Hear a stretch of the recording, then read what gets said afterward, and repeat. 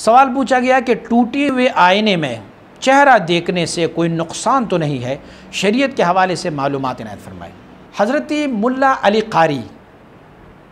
अली इब्न सुल्तान अल क़ारी अल हनफ़ी, आपने अपनी किताब में जिसका नाम है आइनुल इल्म, आप मुबारक ने उसमें बहुत सारे ऐसे मसाइल को छेड़ा है और उसमें से एक मसला आपने ये भी छेड़ा हुआ है कि टूटे हुए आईने में देखना कैसा है। आपने फरमाया है अगर आईना टुकड़ा हो और बकिया बचा हुआ टुकड़ा सालिम हो जिसमें से आपकी शक्ल की हैत बिगड़ती नहीं है तो उसमें कोई हरज नहीं है देखने में। लेकिन अगर शीशा ऐसा हो, आईना ऐसा हो कि जिसमें से क्रेक पड़े हो, और आपने देखा होगा कुछ आईने कुछ शीशे ऐसे हैं कि जिसमें से हम अपनी सूरत को देखते हैं या शक्ल को देखते हैं या तस्वीर उसमें देखते हैं तो उसमें से उस शक्ल की, उस तस्वीर की शक्ल ही बिगड़ जाती है,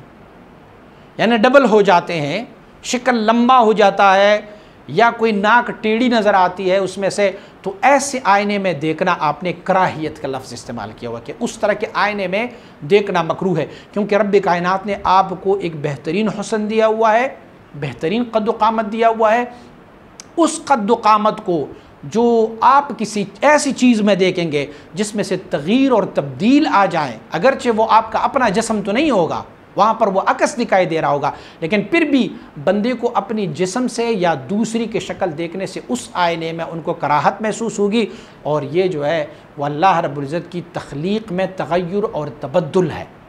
तो इसलिए उस तरह के आईने में देखना ये कराहियत से खाली नहीं है, ये मकरूह के ज़ुमरे में उन्होंने लिखा हुआ है। जायज़ तो है लेकिन मकरूह के ज़ुमरे में लिखा हुआ है। और हर वो शीशा आईना जो टूटा हुआ हो